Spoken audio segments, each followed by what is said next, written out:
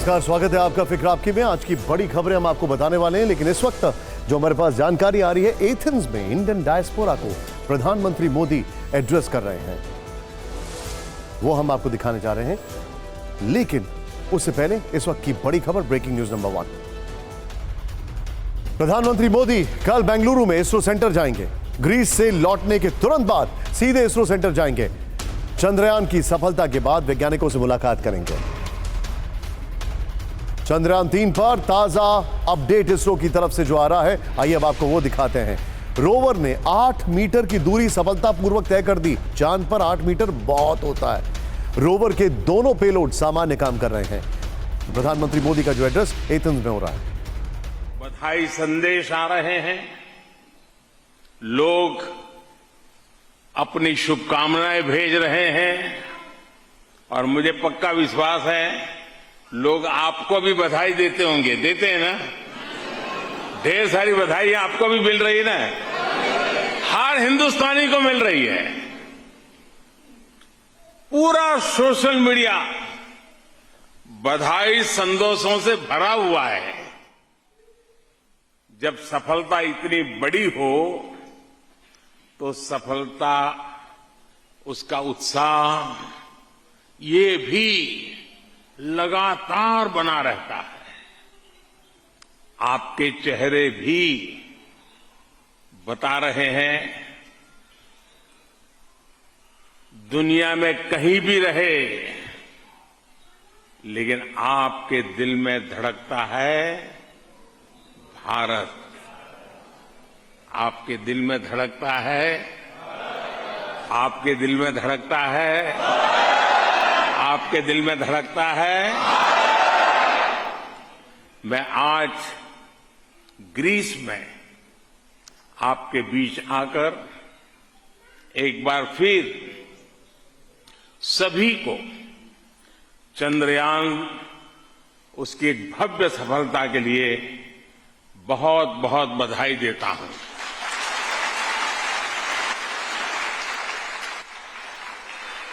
साथियों, हम लोग तो बचपन से सुनते आए हैं, चंद्रमा को तो हमारे यहां चंदा मामा कहा जाता है। क्या कहा जाता है? आपने देखा होगा, चंद्रयान को लेकर कुछ लोग तस्वीरें शेयर कर रहे थे कि हमारी धरती मां ने अपने भाई चंद्रमा को राखी के तौर पर चंद्रयान भेजा है। और देखिए, चंद्रमा ने कितनी अच्छी तरह उस राखी की मर्यादा रखी, उसका सम्मान किया। राखी का पर्व भी कुछ ही दिनों में आ रहा है। मैं आप सभी को रक्षाबंधन की अग्रिम शुभकामनाएं भी देता हूं।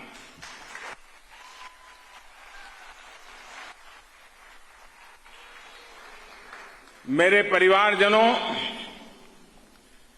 मैं दुनिया के कितने ही देशों में गया हूं, लेकिन ग्रीस आना, एथेंस आना मेरे लिए बहुत खास है। एक तो एथेंस का इतिहास हजारों साल पुराना है। दूसरा, मैं काशी का सांसद हूं, जो दुनिया के सबसे पुराने जीवंत शहरों में से एक है काशी। तीसरा, एक और बात भी है, बहुत कम लोगों को पता होगा, मेरा जहां जन्म हुआ गुजरात में, वो वडनगर, वो भी एथेंस की तरह ही एक जीवंत शहर है। वहां भी हजारों साल पुरानी सभ्यता के अवशेष मिले हैं। इसलिए एथेंस आना मेरे लिए एक अलग ही भावना से भरा हुआ है। और आपने देखा है, ग्रीस की सरकार ने मुझे ग्रीस का सबसे बड़ा नागरिक सम्मान भी दिया है।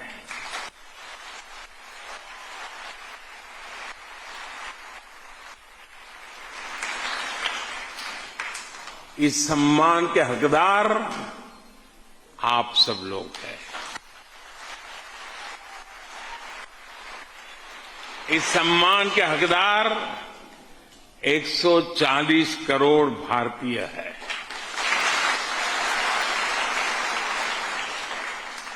इस सम्मान को भी मैं मां भारती की सभी संतानों के चरणों में समर्पित करता हूं।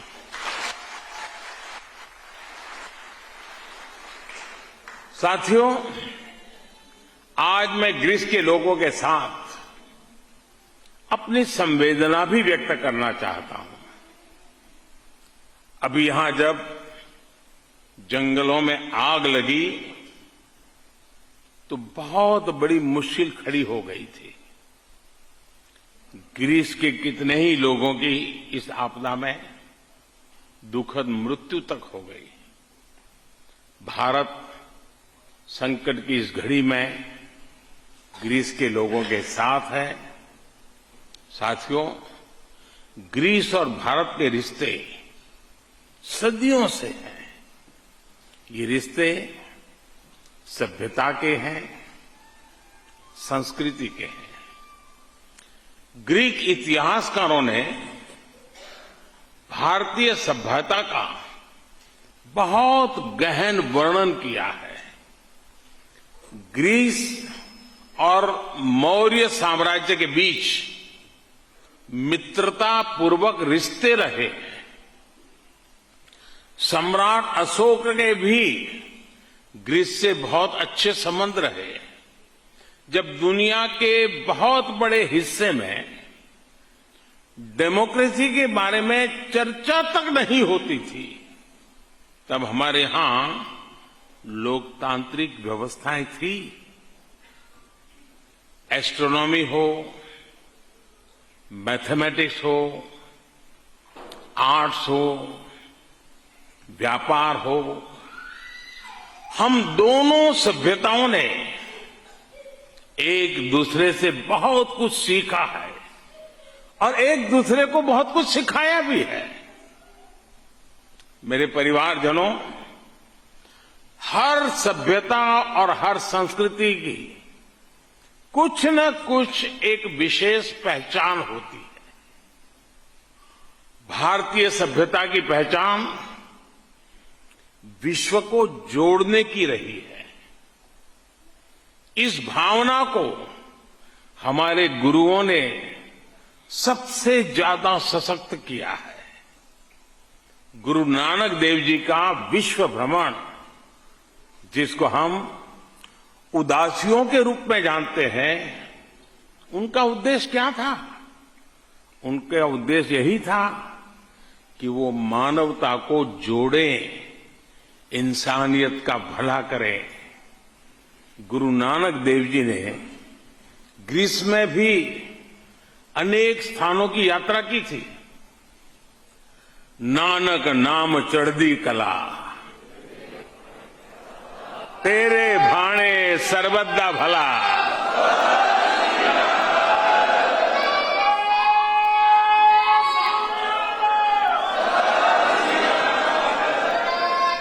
सबका भला हो, सबका हित हो, यही कामना तब भी थी और आज भी भारत इन्हीं संस्कारों को आगे बढ़ा रहा है। आपने देखा है कि कोरोना काल में कैसे भारत की दवाओं ने सप्लाई चेन को चलाए रखा, रुकावटें नहीं आने दी। Made in India corona vaccine ने दुनिया भर में करोड़ों करोड़ों लोगों का जीवन बचाया। कोरोना के इस काल में हमारे गुरुद्वारों में लंगर लगे, मंदिरों में भंडारे लगे, हमारे सिख नौजवानों ने मानवता की मिसाल पेश की। एक राष्ट्र के रूप में एक समाज के रूप में ये जो काम भारत करता है, यही हमारे संस्कार है। साथियों, आज दुनिया नए वर्ल्ड ऑर्डर की तरफ बढ़ रही है। भारत के बढ़ते सामर्थ्य के साथ ही विश्व में भारत की भूमिका भी तेजी से बदल रही है। अभी मैं दक्षिण अफ्रीका में ब्रिक्स समिट में हिस्सा लेकर आ रहा हूं।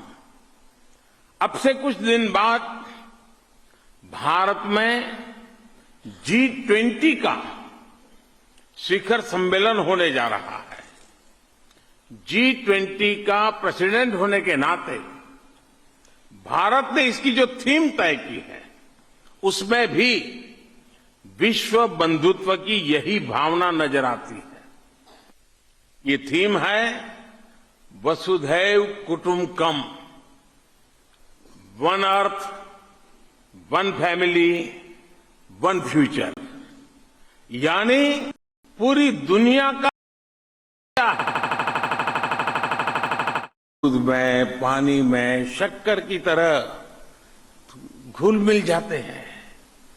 आप भी यहां ग्रीस में आकर यहां की अर्थव्यवस्था की और खासकर ग्रामीण अर्थव्यवस्था की मिठास बढ़ा रहे हैं। आप यहां ग्रीस के विकास के लिए इतनी मेहनत कर रहे हैं, वहीं भारत में आपके जो नाते रिश्तेदार हैं, वो भी पूरी ताकत से देश के विकास में जुटे हुए हैं। आपके परिवार के लोगों ने भारत को दूध उत्पादन के मामले में दुनिया में नंबर 1 बना दिया है।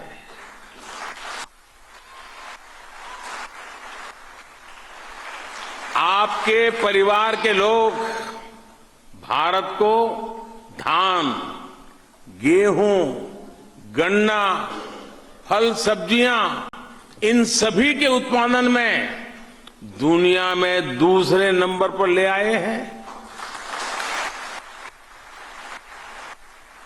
आज भारत उस स्केल पर काम कर रहा है जो 10-15 साल पहले तक अकल्पनीय लगते थे। भारत वो देश है जो दुनिया का नंबर 1 स्मार्टफोन डेटा कंज्यूमर है। भारत वो देश है जो इंटरनेट यूजर्स के मामले में दुनिया में दूसरे नंबर पर है। भारत वो देश है जो दुनिया का दूसरा सबसे बड़ा मोबाइल मैन्युफैक्चरर है।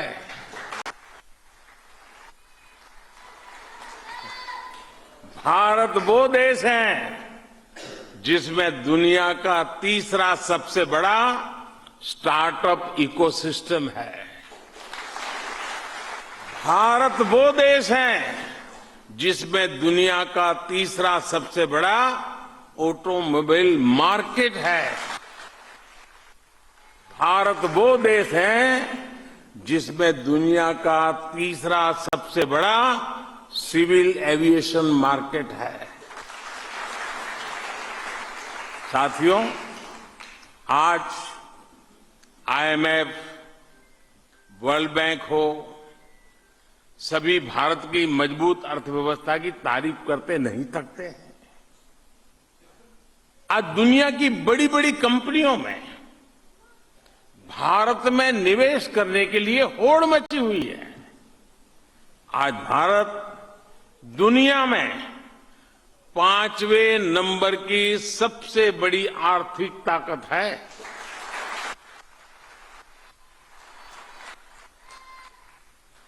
और हर बड़ा एक्सपर्ट कह रहा है कि अगले कुछ साल में भारत टॉप 3 में होगा।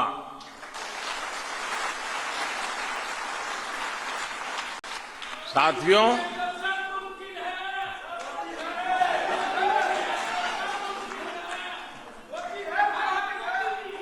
साथियों, जब अर्थव्यवस्था तेजी से बढ़ती है तब देश गरीबी से तेजी से बाहर निकलता है। भारत में सिर्फ 5 साल में ही 13.5 करोड़ नागरिक गरीबी से ऊपर आ गए हैं।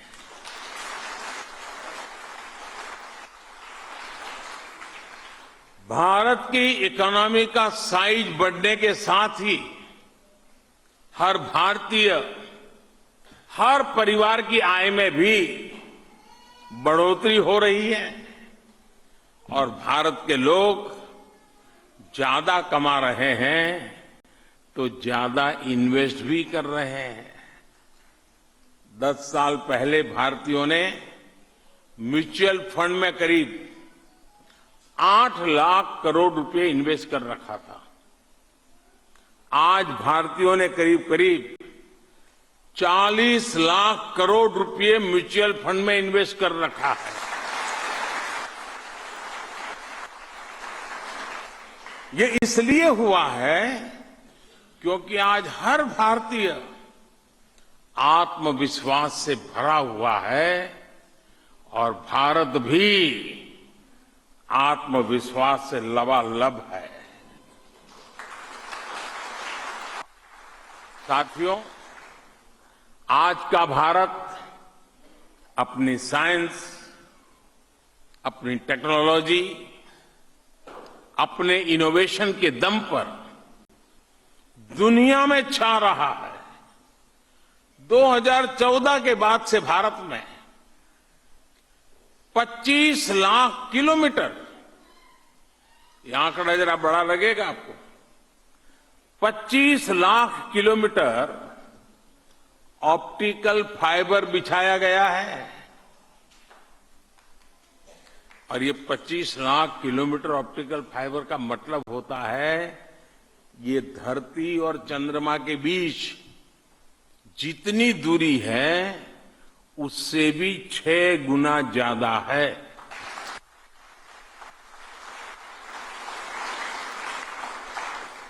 भारत आज दुनिया का वो देश है जिसने रिकॉर्ड समय में 700 से ज्यादा जिलों में 5G सर्विस पहुंचाई है। और ये 5G टेक्नोलॉजी हमने कहीं से उधारी नहीं ली, इंपोर्ट नहीं की है, बल्कि ये पूरी तरह से मेड इन इंडिया है।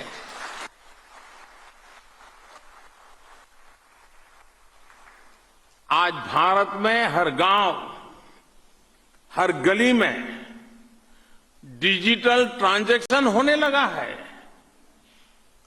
अमृतसर से लेकर आइजॉल तक आपको 10 रुपये का भी कुछ खरीदना हो तो आप उसका डिजिटल पेमेंट बहुत आसानी से कर सकते हैं। पिछले दिनों आप में से जो हिंदुस्तान गए होंगे आपने अनुभव किया है कि नहीं किया है? यही होता है ना, जेब में रुपयों की जरूरत नहीं, बस आपका मोबाइल फोन काफी है। साथियों, आज भारत जिस स्पीड और स्केल पर काम कर रहा है वो सुनकर भी हर हिंदुस्तानी का दिल और आपका दिल भी गदगद हो जाएगा। आपको जानकर गर्व होगा कि आज दुनिया का सबसे ऊंचा रेल ब्रिज आपके भारत में है।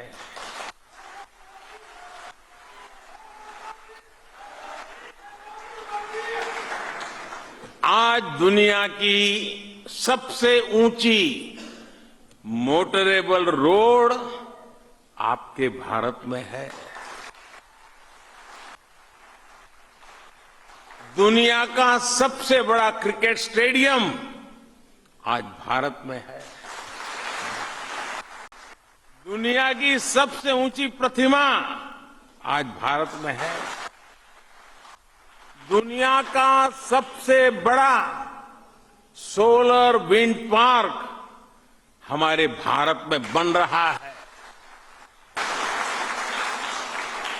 चंद्रमा आजकल हॉट टॉपिक है, इसलिए मैं एक और उदाहरण चंद्रमा से जोड़ते हुए दूंगा। पिछले 9 साल में भारत ने अपने गांवों में जितनी सड़कें बनाई है, मैं गांव की सड़कों की बात कर रहा हूं, गांव में जितनी सड़कें बनाई हैं वो धरती से चंद्रमा जितनी दूरी को कवर कर सकती है, इतनी लंबी गांव की सड़कें 9 साल में बनी हैं।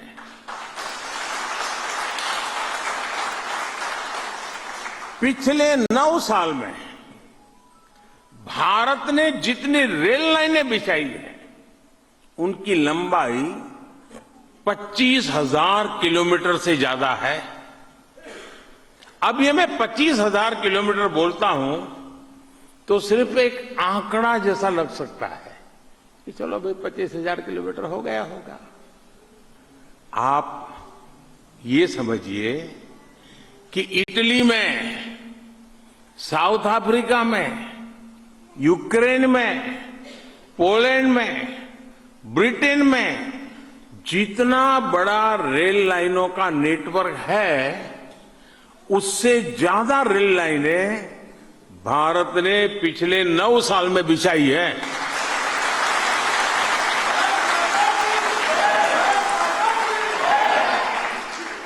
आज भारत अपने इंफ्रास्ट्रक्चर पर जितना खर्च कर रहा है, उतना पहले कभी नहीं किया गया।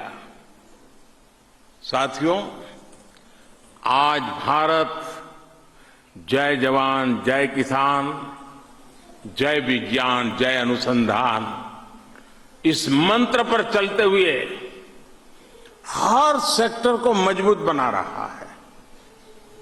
यहां ग्रीस में बहुत हमारे साथी पंजाब से आए हैं और अधिकतर खेती के काम से जुड़े हुए हैं। भारत में हमने किसानों के लिए एक योजना शुरू की है, जिसमें खेती के खर्चों के लिए उनके बैंक खातों में सरकार सीधे पैसा भेजती है। पीएम किसान सम्मान निधि के तहत अब तक 2.5 लाख करोड़ रुपए से ज्यादा सीधे किसानों के बैंक अकाउंट में ट्रांसफर हुए हैं।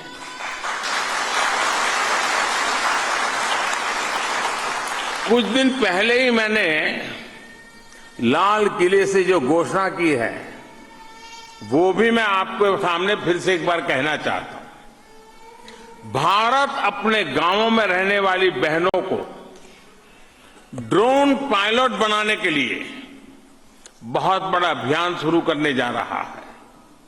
आप सोचिए, हमारी गांव की बेटियां अब ड्रोन पायलट बनकर आधुनिक खेती में मदद करेगी।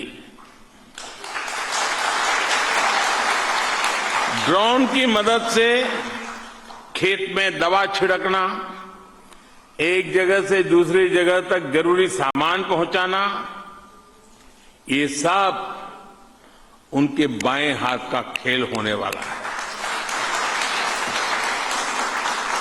साथियों, भारत में हमने किसानों को 20 करोड़ से ज्यादा सॉइल हेल्थ कार्ड दिए हैं। अब उन्हें पता है कि खेत को कौन सी तरह की खाद चाहिए, खेत में कितनी खाद चाहिए, किस प्रकार की फसल के लिए उनका खेत, उनकी जमीन उपयोगी है। इस वजह से अब वो कम जगह में ज्यादा पैदावार कर रहे हैं। भारत में बहुत बड़े पैमाने पर हमारे किसान भाई बहन नेचुरल फार्मिंग की तरफ भी बढ़ रहे हैं। तो प्रधानमंत्री मोदी ने एथेंस की जो पूरी जनता है उसके सामने एक पूरा का पूरा रोड मैप रख दिया है कि आखिर भारत अभी दुनिया में कहां पर है और भारत चांद तक जो पहुंच गया है उसके पीछे और उसके आगे की कहानी क्या है। भारत चांद के बाद सूरज को फतेह करने की तैयारी में है तो मोदी सरकार भी वैज्ञानिकों के पीछे कमर कसकर खड़ी है। पीएम मोदी के लिए स्पेस मिशन कितना महत्वपूर्ण है, इसका अंदाजा आप इस बात से लगाइए कि प्रधानमंत्री नरेंद्र मोदी अभी ग्रीस में हैं, लेकिन जब वो कल वहां से लौटेंगे तो इसरो के वैज्ञानिकों को बधाई देने सीधे बेंगलुरु जाएंगे।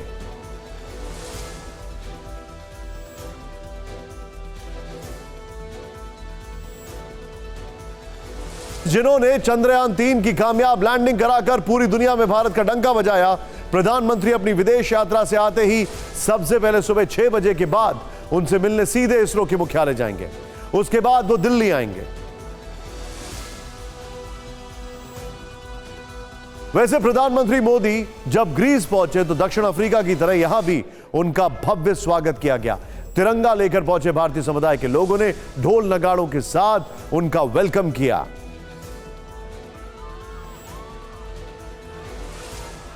चालीस साल बाद यह मौका आया जब भारत का कोई प्रधानमंत्री द्विपक्षीय रिश्तों को मजबूती देने के लिए ग्रीस पहुंचा है। इससे पहले 1983 में इंदिरा गांधी ने इस यूरोपीय देश का दौरा किया था। ग्रीस की राजधानी एथेंस में प्रधानमंत्री यूरोप के कई देशों के नेताओं से मिले। राष्ट्रपति ने पीएम नरेंद्र मोदी को grand cross of the order of honour से सम्मानित किया।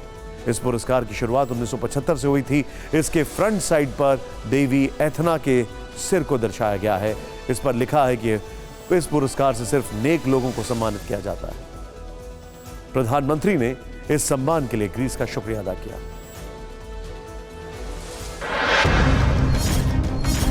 मैं हेलेनिक रिपब्लिक के लोगों और राष्ट्रपति जी का हार्दिक धन्यवाद करता हूं कि आज उन्होंने मुझे grand cross of the order of honour ने उससे सम्मानित किया। 140 करोड़ भारतीयों की ओर से मैंने यह पुरस्कार स्वीकार किया और अपना आभार व्यक्त किया। 40 वर्षों के लंबे अंतराल के बाद भारत के किसी प्रधानमंत्री का ग्रीस आना हुआ है। फिर भी ना तो हमारे संबंधों की गहराई कम हुई है, ना ही रिश्तों की गर्मजोशी में कमी आई है। हमने तय किया है कि हम डिफेंस एंड सिक्योरिटी, इंफ्रास्ट्रक्चर, कृषि, शिक्षा, न्यू एंड इमर्जिंग टेक्नोलॉजी और स्किल डेवलपमेंट के क्षेत्रों में अपने सहयोग को बढ़ाकर अपनी स्ट्रेटेजिक पार्टनरशिप को मजबूती देंगे। हमारा द्विपक्षीय व्यापार तेजी से बढ़ रहा है और आगे भी बढ़ोतरी की अपार संभावनाएं हैं। इसलिए हमने वर्ष 2030 तक अपने द्विपक्षीय व्यापार को 2 गुना करने का लक्ष्य तय किया है। और अब मुद्दे की बात। ब्रिक्स सम्मेलन ने चीन को पछाड़ने के तुरंत बाद प्रधानमंत्री नरेंद्र मोदी ग्रीस यूं ही नहीं गए, बल्कि उन्होंने वहां का दौरा करके एक तीर से 2 शिकार किए हैं। एक तुर्की और दूसरा पाकिस्तान। दोनों पीएम मोदी की ग्रीस यात्रा से बेचैन हो चुके हैं। क्यों और कैसे, इस रिपोर्ट में।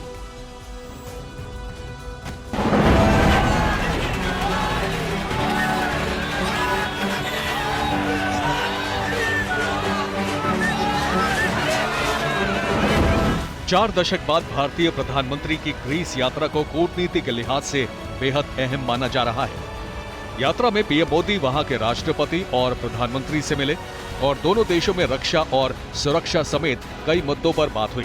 रक्षा और सुरक्षा के क्षेत्र में हमने सैन्य संबंधों के साथ साथ रक्षा उद्योगों को भी बल देने पर सहमति जताई।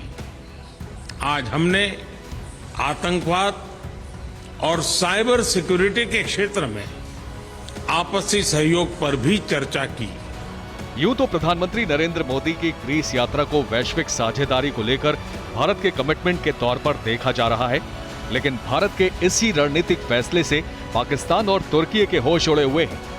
भूमध्य सागर में बसा ग्रीस भारत का प्रमुख रक्षा साझेदार है। भारतीय नौसेना के युद्धपोत भूमध्य सागर में रणनीतिक तैनाती के दौरान ग्रीस का दौरा करते रहे हैं। आज हमारे बीच जियोपॉलिटिकल, इंटरनेशनल और रीजनल विषयों पर बेहतरीन तालमेल है, चाहे वो इंडो पैसिफिक में हो या मेडिटेरेनियन में हो।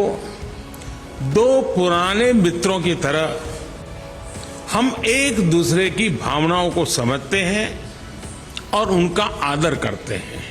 असल में यही तुर्की की दुखती रग है, क्योंकि भूमध्य सागर में ग्रीस से उसकी दुश्मनी किसी से छिपी नहीं है। प्रधानमंत्री के बयान में भी इसका जिक्र आया तो वो छटपटाने लगा। ग्रीस की तुर्की के साथ दुश्मनी भारत के साथ संबंधों में एक महत्वपूर्ण कारण बनकर उभरी है। अब आप आसान भाषा में भारत की स्ट्रैटेजी समझिए। तुर्की कश्मीर मुद्दे पर पाकिस्तान का खुला समर्थन करता है। वो संयुक्त राष्ट्र में कई बार कश्मीर मुद्दे को उठा चुका है। हालांकि हर बार भारत ने बेहद कड़ा जवाब देकर उसकी बोलती बंद कर दी है। यही वजह है कि पीएम मोदी अभी तक तुर्की के दौरे पर नहीं गए हैं। इसके अलावा तुर्की सैन्य मोर्चे पर भी पाकिस्तान का समर्थन करता है।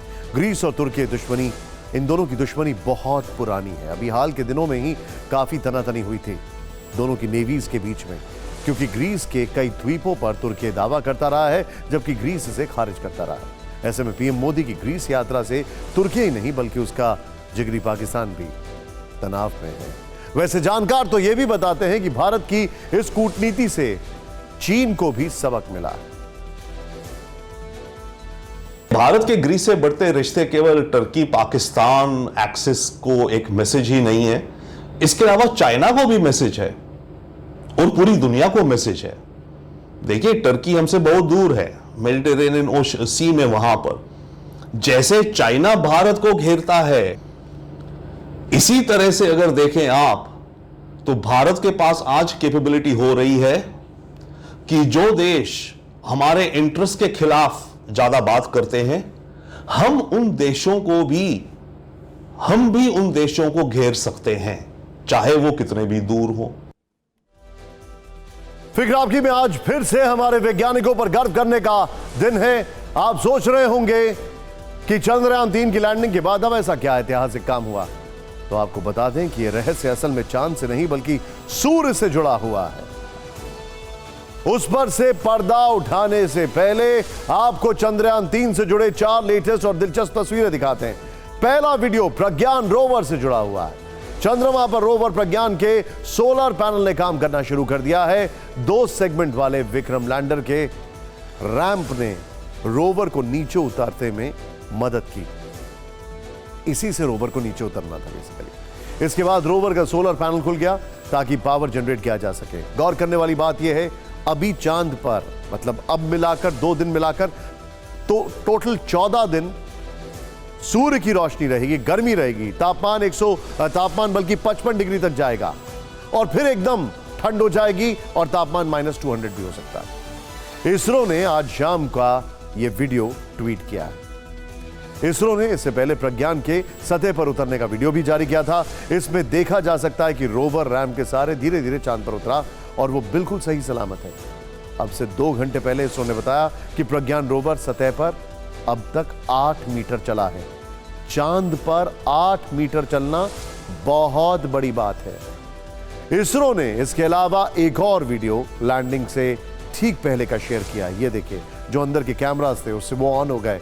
विक्रम लैंडर ने जब सतह को टचडाउन किया उससे ठीक पहले की तस्वीरें हैं। इसमें एक नहीं, चांद पर बने कई छोटे बड़े गड्ढे, जिसको क्रेटर्स कहते हैं, वो नजर आ रहे हैं। ये चौथी तस्वीर भी देखिए, चंद्रयान 2 ने चंद्रयान 3 की तस्वीरें ली हैं। चंद्रयान 2 ने चंद्रयान 3 की तस्वीरें ली हैं। लैंडर जहां उतरा है, चंद्रयान 2 के ऑर्बिटर ने उस जगह की तस्वीरें खींचकर इसरो को भेजी है। ये असल में 2 फोटो हैं। बाईं तरफ वाली फोटो में जगह खाली है, जबकि दाहिनी फोटो में लैंडर ने ठीक इसी जगह लैंडिंग की थी। अब वो अपडेट जो चांद से नहीं सूरज से जुड़ा हुआ है। इसरो सूर्य पर स्टडी के लिए भी तैयारी तेज कर चुका है। हमने आपको 3 दिन पहले ही बताया था कि चंद्रयान के बाद भारत मिशन सूर्यान की लॉन्चिंग पर काम शुरू कर देगा। आज से जुड़ी अहम तारीख सामने आई है। 2 सितंबर को आदित्य L1 लॉन्च हो जाएगा। 2 सितंबर को इसरो अपना पहला सूर्य मिशन लॉन्च करेगा। आंध्र प्रदेश में श्रीहरिकोटा के सतीश धवन स्पेस सेंटर से मिशन आदित्य L1 लॉन्च किया जाएगा। आपको ध्यान होगा, जब चंद्रयान 3 की सफल लैंडिंग हुई थी तो पीएम मोदी ने इसरो के वैज्ञानिकों को बधाई देते हुए उसी वक्त मिशन सूर्ययान का जिक्र किया था। आदित्य L1 को जल्द लॉन्च करने का भरोसा जगाया था। हमने भविष्य के लिए कई बड़े और महत्वाकांक्षी लक्ष्य तय किए हैं।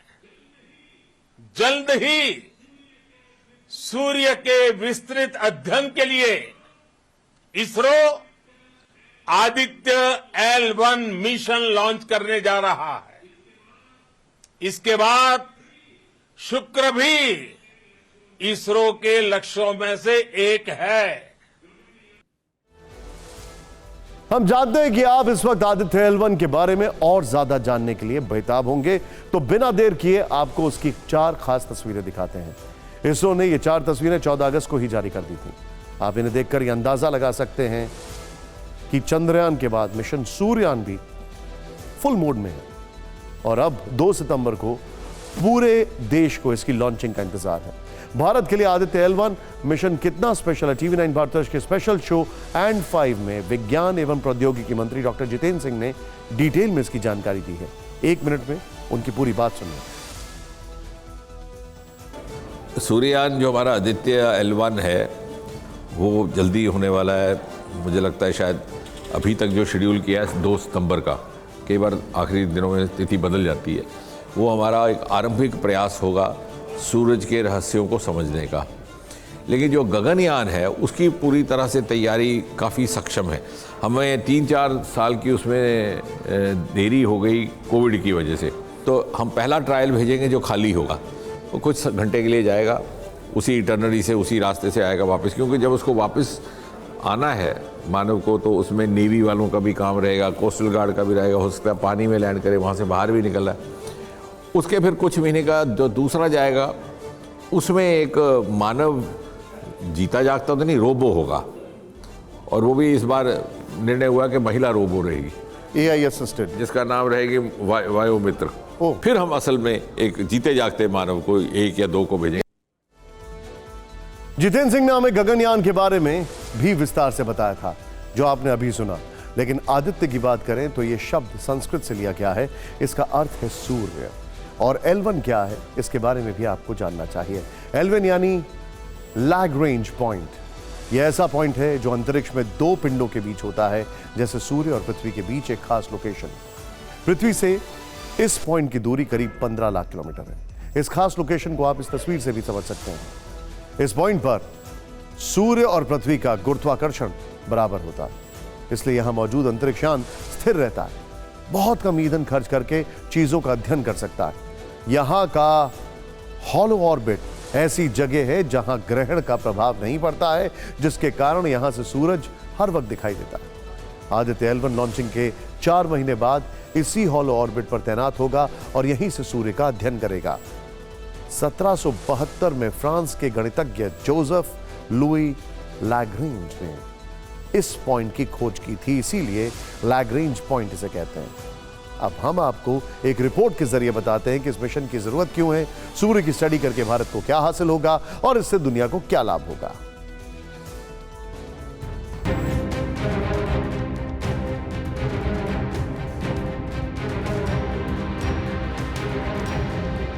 पृथ्वी और सूरज के बीच की दूरी करीब 15 करोड़ किलोमीटर है।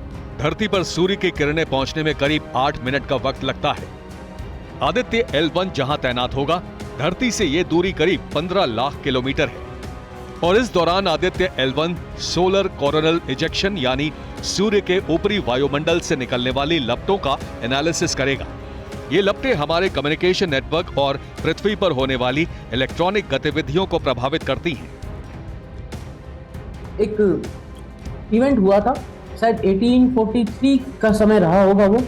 उस वक्त सूरज से ऐसे ही high energy particles, high energy radiation धरती की साइड चले थे और जब वो धरती पे पहुंचे थे तो उस वक्त हालत ये हो गई थी कि वहाँ पर धरती पे अपने आप छोटे छोटे स्पार्क्स होने लगे थे, क्योंकि वो हाई एनर्जी पार्टिकल धरती तक पहुंच गए थे। अगर ये सिचुएशन आज होती है, जब धरती के चारों तरफ, धरती की जमीन से 250-400 किलोमीटर ऊपर इतनी सारी सैटेलाइट्स घूम रही हैं, जैसे इलोन मस्क साहब के स्टारलिंक मिशन सैटेलाइट्स घूम रही हैं, हजारों सैटेलाइट्स घूम रही हैं, तो अगर अब ऐसा कोई इवेंट होता है जहां पर high energy radiation, high energy magnetic field, high energy particles सूरज से आते हैं, तो वो बहुत बड़ा नुकसान कर सकते हैं। इसलिए हमें सूरज को पढ़ना जरूरी है। ये पहला भारतीय मिशन होगा जो सूर्य का अध्ययन करेगा, लेकिन ये इतना आसान भी नहीं होने वाला है। आदित्य L1 को सूर्य की भयंकर गर्मी का सामना करना होगा, सूर्य से निकलने वाले खतरनाक रेडिएशन से बचना होगा। हालांकि जिस तरह चंद्रयान 2 से सबक लेते हुए चंद्रयान 3 की तैयारी की गई थी, ठीक उसी तरह से आदित्य L1 को इन खतरों से बचाने के लिए भी खास ध्यान रखा गया है। आदित्य L1 कहां तैनात होगा और क्या करेगा, यह तो आपने समझ लिया, लेकिन यह काम कैसे करेगा यह भी समझ लीजिए। आदित्य L1 में 7 पेलोड यानी विशेष यंत्र होंगे। ये यंत्र सूरज की किरणों को जांच अलग अलग तरह से करेंगे, सौर तूफानों से जुड़ी गणनाएं करेंगे। इसमें HD कैमरे भी लगे होंगे। सूर्य की हाई रेजोल्यूशन तस्वीरें अन्य डेटा के साथ हमें मिलेंगी और फिर इस डेटा को इसरो के वैज्ञानिक बाद में स्टडी करेंगे। आदित्य L1 के बारे में हमने इसरो के पूर्व वैज्ञानिक मनीष पुरोहित से डिटेल में बातचीत की है। उन्होंने हमें बताया कि सबसे पहले इसकी परिकल्पना साल 2008 में की गई थी। तब इसका नाम सिर्फ आदित्य था। तब योजना यह थी कि आदित्य सिर्फ धरती के चक्कर काटेगा। बाद में इसका दायरा बढ़ाया गया और इसे सूर्य के नजदीक भेजने का फैसला किया गया। हमें इसकी लागत भी पता चली है। आदित्य L1 मिशन पर अब तक कुल 456 करोड़ रुपए खर्च हुए, यानी चंद्रयान 3 की तरह इसका बजट भी कई हॉलीवुड और बॉलीवुड की फिल्मों से काफी कम है। अगर नासा के सोलर मिशन से इसकी तुलना करें तो 2018 में नासा ने पार्कर सोलर प्रो को लॉन्च किया था, जिसका कुल बजट 12,400 करोड़ रुपए था। और भारत का आदित्य मिशन नासा के इस सोलर मिशन के मुकाबले करीब 27 गुना सस्ता है। तो अब कुर्सी की पेटी बांध लीजिए, क्योंकि आदित्य L1 की लॉन्चिंग में अब सिर्फ 7 दिन और बाकी हैं। इसके बाद इसरो 140 करोड़ भारतीयों को गर्व करने के लिए एक और मौका, एक और लम्हा देने जा रहा है। लेकिन अब कहानी तब्दील हो रही है। अब बात करते हैं भारत की कुछ अन्य खबरों की। अब जो हम बात आपको बताने वाले हैं वो ये देखिए। आरजेडी अध्यक्ष लालू प्रसाद यादव की मुश्किलें बढ़ने वाली खबर आई है। सीबीआई ने सुप्रीम कोर्ट में लालू यादव की जमानत रद्द करने की याचिका लगाई है, यानी लालू फिर जेल जा सकते हैं। यह सब हुआ इन तस्वीरों की वजह से। लालू यादव को फिर जेल भेजने की दलीलें इन तस्वीरों के सामने आने के बाद दी जा रही हैं। लालू की बैडमिंटन खेलते हुए तस्वीर 28 जुलाई की है। इन्हीं तस्वीरों के आधार पर सीबीआई लालू यादव की जमानत रद्द कराने के लिए सुप्रीम कोर्ट पहुंच गई है। सीबीआई की याचिका में कहा गया है कि लालू को झारखंड हाईकोर्ट से मिली जमानत का आधार गलत है। आज इसे लेकर सुप्रीम कोर्ट में सुनवाई हुई है। सीबीआई के वकील additional solicitor general SV Raju ने कहा कि लालू यादव बैडमिंटन खेल रहे हैं, वो पूरी तरह ठीक हैं। सीबीआई की तरफ से कहा गया लालू यादव को जमानत देने का फैसला गलत था। लालू की तरफ से सीनियर एडवोकेट कपिल सिब्बल ने किडनी ट्रांसप्लांट का हवाला दिया। सिब्बल ने कहा कि ऐसी स्थिति में सीबीआई लालू को जेल भेजना चाहती है। सीबीआई की याचिका पर अगली सुनवाई 17 अक्टूबर को होगी। लालू यादव के बैडमिंटन खेलने का मामला कोर्ट पहुंचा तो इस पर राजनीति शुरू हो गई है। बिहार के मुख्यमंत्री नीतीश कुमार ने कहा लालू यादव को तंग किया जा रहा है।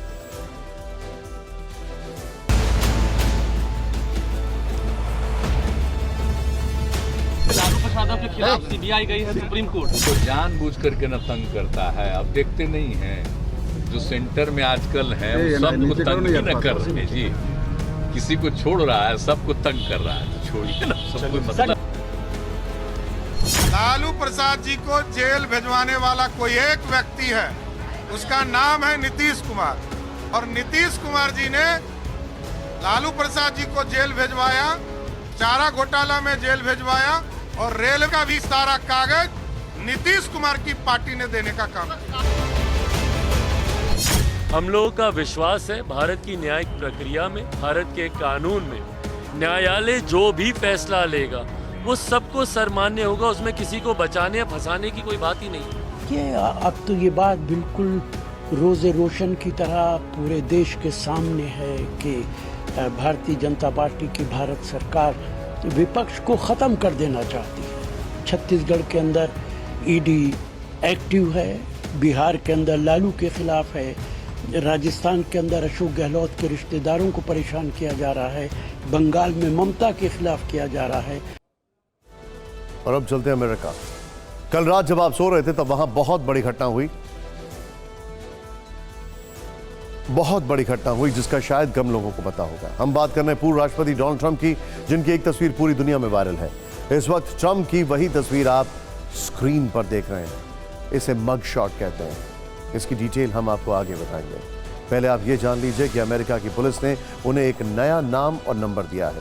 यह है कैदी नंबर P01135809। पुलिस की क्राइम फाइल में उनके नाम के आगे बोल्ड लेटर में लिख दिया गया है। इतना ही नहीं, पुलिस रिकॉर्ड में ट्रंप के बारे में उनकी कैदी वाली इस मग शॉट तस्वीर के साथ और भी कई जानकारियां लिख दी गई हैं, जैसे सुनहरे बाल, नीली आंखें, लंबाई 6 फीट 3 इंच और वजन 97 किलोग्राम। यह सब कुछ कल अमेरिका के अटलांटा की एक जेल में हुआ। जिस केस में ट्रंप को जेल जाना पड़ा, इस मामले में और भी 18 लोगों को आरोपी बनाया गया था। सभी को गिरफ्तार भी किया गया। इसके बाद उनकी तस्वीरों का मग शॉट पुलिस की ओर से शेयर किया गया। इनमें भी डोनाल्ड ट्रंप की तस्वीर शामिल थी। दरअसल गुरुवार को अमेरिका में जॉर्जिया की फुलटन काउंटी जेल में डोनाल्ड ट्रंप सरेंडर करने पहुंचे, जहां उन्हें गिरफ्तार कर लिया गया। उनकी गिरफ्तारी साल 2020 में अमेरिका में हुए राष्ट्रपति चुनाव में धोखाधड़ी के गंभीर आरोपों की वजह से हुई।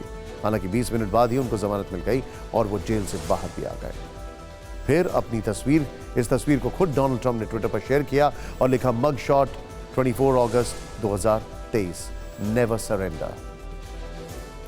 ट्रंप ने यह भी कहा कि उन्होंने कुछ भी गलत नहीं किया है और बदले की भावना से उनके खिलाफ कार्रवाई की जा रही है। आप जानते हैं ट्रंप ने खुद यह तस्वीर क्यों ट्वीट की? क्योंकि उनको अच्छी तरीके से पता है कि अब सिंपैथी वेव उनके वोटर्स के बीच में और जो अनडिसाइडेड वोटर्स हैं उनके बीच में ट्रंप के साथ हो सकती है। आइए अब देखते हैं टॉप लाइन। मणिपुर हिंसा से जुड़े मामलों का ट्रायल गुवाहाटी हाईकोर्ट में होगा। सुप्रीम कोर्ट ने दिया आदेश, सीबीआई के केस में स्पेशल जज भी नियुक्त होंगे। आरोपियों की ऑनलाइन पेशी होगी।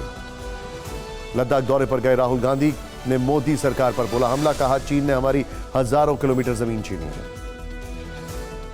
31 अगस्त को मुंबई में होगी इंडिया अलायंस की बैठक। 27 पार्टियां बैठक में शामिल होंगी।